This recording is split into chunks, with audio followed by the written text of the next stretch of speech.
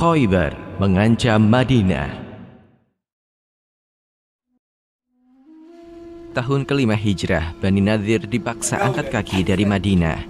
Pengusiran itu terpaksa dilakukan setelah mereka terbukti terlibat persekongkolan dengan musyrikin Mekah dan upaya pembunuhan terhadap Nabi Muhammad SAW. Bani Nadhir kemudian mengungsi ke Khaybar, sebuah kawasan yang berjarak 150 km di utara Madinah. Ketika itu, Khaybar telah dihuni oleh Yahudi dan beberapa klan Arabia. Tidak banyak referensi sejarah awal mula kaum Yahudi mulai bermukim di Khaybar. Sedikit dokumentasi menyebutkan bahwa masuknya Yahudi ke Khaybar dimulai pada masa Nabi Daud. Ada juga yang menyebutkan kedatangan mereka akibat pengusiran dari Babilonia. Beberapa referensi juga menyebutkan bahwa Yahudi mengungsi ke Khaybar untuk menghindari perbudakan ketika Yerusalem dikuasai Romawi. Klan-klan Yahudi banyak yang mengungsi ke selatan dan sebagian dari mereka menuju kawasan subur di dekat perbatasan Syria Arabia, yaitu Khaybar. Sumber air yang banyak membuat Khaybar memiliki hasil pertanian yang melimpah. Kurma adalah komoditi utama dan berbagai jenis buah-buahan lainnya yang tumbuh subur. Bukan hanya pertanian, perekonomian Khaybar juga ditunjang oleh perdagangan, pertukangan, dan keuangan. Perdagangan senjata berkembang cukup pesat mengingat potensi konflik kawasan yang seringkali menjurus pada aksi militer. Yahudi Khaybar memiliki pertahanan yang kuat. Mereka memiliki 3 kelompok benteng utama dengan tembok-tembok yang kokoh menjulang. Benteng-benteng ini dikelilingi oleh pepohonan kurma yang lebat dan terdapat oasis. Kelompok pertama adalah An-Nathat yang terdiri dari benteng Naim, Asy'ab, dan Qilat. Kelompok kedua adalah Asyik yang terdiri dari benteng Abi dan Al-Bari. Ketiga adalah Al-Qatibah yang terdiri dari benteng Al-Qamush, Al-Wathih, dan Al-Sulalim. Posisi Khaybar berdekatan dengan wilayah kekuasaan klan Ghatafan, suku Badui Arabia yang menempati lembah di kawasan Najd antara pegunungan Hijaz dan Somar. Populasi Ghatafan berpusat di lembah yang dikenal sebagai Wadi Ar-Rummah. Klan Ghatafan telah beberapa kali terlibat kontak senjata dengan kaum muslim. Mereka bahkan mengirimkan pasukan untuk mendukung kaum musyrikin dalam perang Khandaq. Yahudi Khaybar sendiri sejak awal tidak pernah terlibat konflik atau permusuhan dengan umat Islam. Hingga kemudian kedatangan Bani Nadhir mengubah posisi Khaybar menjadi ancaman bagi Madinah.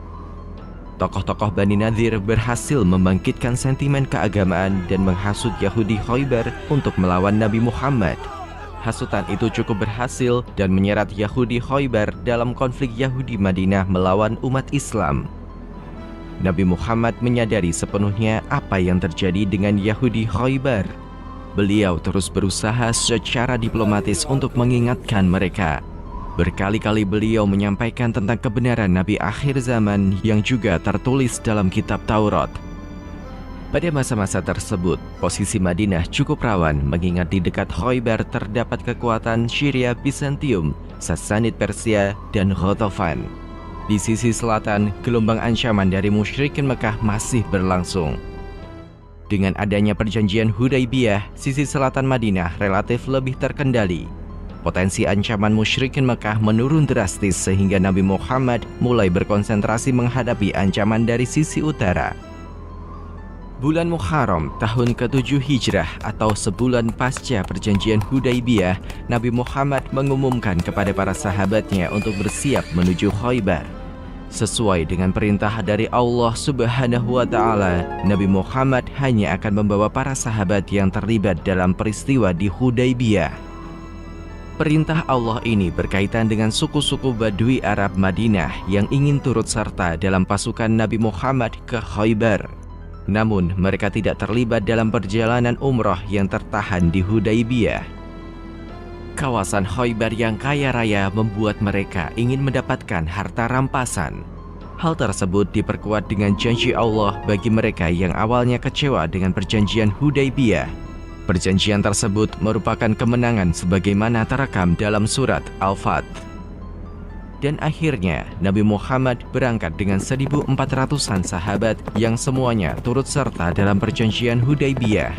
Pasukan yang berangkat ke Khaybar tersebut juga dilengkapi dengan 200 ekor kuda. Sementara itu, klan Ghatafan yang telah mendengar keberangkatan pasukan dari Madinah telah bersiap untuk membantu sekutu mereka, Yahudi Khaybar. Kawasan Khaybar selama ini diklaim sebagai milik Ghatafan. Nabi Muhammad membangun markas di lembah Ar-Raji. Tempat ini berada di kawasan Khaybar dan Wadi Ar-Rumah, pusat klan Ghatafan. Nabi Muhammad telah memotong perlintasan Ghatafan sehingga mencegah mereka mencapai Khaybar. Ketika pasukan klan Ghatafan masih mencari cara untuk mencapai Khaybar, terdengar kabar terjadi keributan di Wadi Ar-Rumah. Mereka menyangka pasukan Muslim telah menyerbu pemukiman mereka. Karena itulah, pasukan Ghatafan memilih kembali dan membiarkan sekutu Yahudi mereka bertempur sendirian melawan pasukan Muslim. Klan Ghatafan memilih mempertahankan harta benda dan keluarga mereka. Terdapat sumber sejarah yang menyatakan bahwa Ghatafan telah sampai di Khaybar, namun mereka segera kembali ketika mendengar serangan di Wadi Ar-Rumah. Kabar tersebut bisa jadi merupakan strategi pasukan Muslim untuk memecah persekutuan Yahudi dan Ghatafan. Sebelum fajar, pasukan Muslim telah mencapai pinggiran Khaybar. Nabi Muhammad dan para sahabatnya terlebih dahulu melaksanakan sholat subuh. Ketika hari telah terang, pasukan Muslim mulai melancarkan serangan ke benteng Naim di An-Nathat. Dalam perang, Nabi Muhammad tidak pernah melakukan serangan pada malam hari untuk menghindari musuh yang tidak sempat mengangkat senjata. Pada awal pertempuran, panji pasukan diserahkan kepada Abu Bakar Ash-Shiddiq. Namun, hingga 2 hari penyerbuan, benteng Naim tidak kunjung jatuh. Melihat tidak ada kemajuan, maka pada akhir serangan hari kedua, Nabi Muhammad bersabda, "Esok aku akan menyerahkan panji kepada orang yang mencintai Allah dan Rasul-Nya dan dicintai oleh Allah dan Rasul-Nya. Kemenangan akan dianugerahkan Allah melalui dia." Para sahabat yang mendengar ucapan Nabi Muhammad sangat berharap dirinya lah yang akan mendapatkan kehormatan itu. Bahkan Umar bin Khattab sempat berkata, "Aku tidak mengharap kepemimpinan kecuali pada saat itu." Esok harinya, Nabi Muhammad mencari Ali bin Abi Thalib. Ketika itu, Ali sedang sakit mata sehingga tidak berada di tempatnya. Nabi Muhammad segera memanggilnya dan berdoa untuk kesembuhan Ali bin Abi Thalib. Kepada Ali bin Abi Thalib, Nabi Muhammad menyampaikan, "Ajaklah mereka kepada Islam. Sampaikan kepada mereka apa yang diwajibkan atas mereka dari hak-hak Allah. Demi Allah, bahwa Allah memberi hidayah kepada seseorang melalui engkau, maka itu lebih baik dari harta benda yang paling bernilai." Apa yang disampaikan Nabi Muhammad kepada Ali bin Abi Thalib inilah yang menjadi tujuan peperangan dalam Islam. Jika keputusan perang harus diambil, maka bukanlah untuk merebut harta benda, namun untuk mengajak pada kehidupan dunia dan akhirat. Inilah hal yang mendasari bahwa pasukan Muslim di Khaybar hanya yang terlibat dalam perjanjian Hudaybiyah. Setelah 10 hari pengepungan, pasukan Muslim berhasil menguasai seluruh benteng di An-Nathat. Jatuhnya benteng-benteng tersebut memberikan pukulan telak bagi Yahudi. Di dalam benteng-benteng An-Nathat tersimpan persenjataan dan cadangan bahan makanan. Pengepungan demi pengepungan berlanjut ke benteng-benteng Khaybar. Satu persatu benteng-benteng itu jatuh.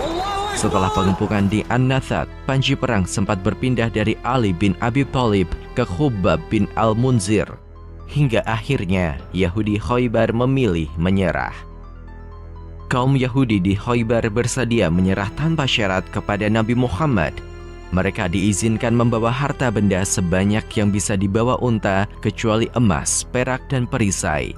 Jika ada yang bersikap tidak jujur, maka pelakunya tidak akan memperoleh jaminan keamanan. Berita jatuhnya Khaybar segera sampai ke Fadak di sebelah utara Khaybar. Sekelompok Yahudi Fadak memilih menyerah sebelum datangnya serangan. Nabi Muhammad pun memperlakukan mereka dengan baik.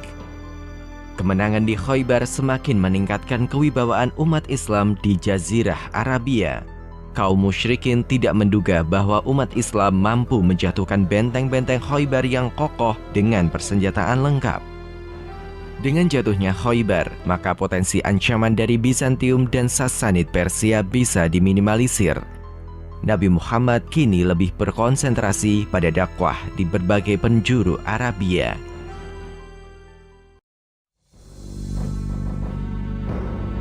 Penulis naskah Abdullah Hasan, ilustrator Yudi Toto, narator Dia Rashid Putra, musik Agus TM, editor Anggit Febrila, produser Haidar Ahmad Furqoni, diproduksi oleh Kastadi Sentra Media.